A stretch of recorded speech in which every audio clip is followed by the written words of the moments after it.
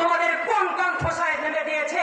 আবার কেন বৈষম্য, যে বৈষম্যের জন্য 2000 তাজা রক্ত প্রাণ দিতে হয়েছে, এই বৈষম্যের কথা রচনা হয়েছে 5ই আগস্টের মাধ্যমে, কিন্তু আমরা আমাদের নিজেদের বৈষম্য থেকে এখনো বের হতে পারি নাই।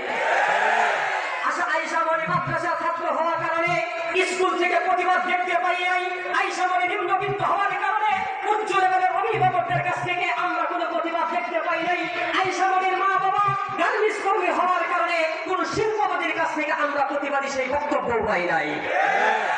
আর এই সকল অপকর্মগুলো, এই সকল কাজগুলো, এই সকল ধামাচাপা দেওয়ার জন্য যারা সাহায্য সহযোগিতা করছে, এর মধ্যে প্রথম ভূমিকা পালন করছেন আমার দেশের প্রশাসন বিভাগ, পুলিশ ডিপার্টমেন্ট।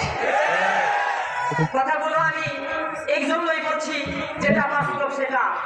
এখানে আইন প্রশাসনিক ভাই অনেক রয়েছেন, গোয়েন্দা সংস্থা ব্যক্তিরাও রয়েছেন। একটি কথাও হাদিসের বাহিরে বলবো না। পুলিশ ডিপার্টমেন্ট, আমরা বিগত বছরগুলোতে একটা রিপোর্ট করেছি, সেই রিপোর্টে আমরা পেয়েছি দুর্নীতি 100% দুর্নীতির মধ্যে 74% দুর্নীতির সাথে জড়িত হলো পুলিশ ডিপার্টমেন্ট। আমরা বলতে চাই, আপনারা যদি আপনাদের নিজেদের পোশাক আর নিজেদের পবিত্রতা রক্ষা করতে না পারেন, আপনাদের বিচার 16 কোটি তৌহিদি জনতা নিজ হাতে করবে। এই পুলিশ ডিপার্টমেন্ট এবং সন্ত্রাসী বাহিনী পেয়ারা নবী সাল্লাল্লাহু আলাইহি ওয়াসাল্লাম 1450 বছর আগে ঘোষণা করেছেন, এরা সমসাময়িকের ওই সমকালীন সময়ের শাসক বাদশা এবং শাসক সন্ত্রাসী ব্যক্তিদের সাহায্যকারী হিসেবে থাকবে।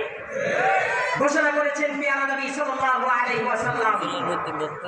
হাদিস, আল্লাহ নবী বলেন, আনকারা কওমিন মিন উম্মতি, আমার উম্মতের মধ্যে তোমরা এমন অবস্থার মধ্যে কিছু মানুষ দেখতে পাইবা যারা সকালবেলা বের হবে, মিসলু আজফি আইদিহিম মিসলু আজরাবিল বাকার, সাহায্যকারী হবে। আরেকটা হবে মিনাশ শুল্ক, ওই জামানার পুলিশ বাহিনী সন্ত্রাসী শাসকদের এরকম সাহায্যকারী হবে।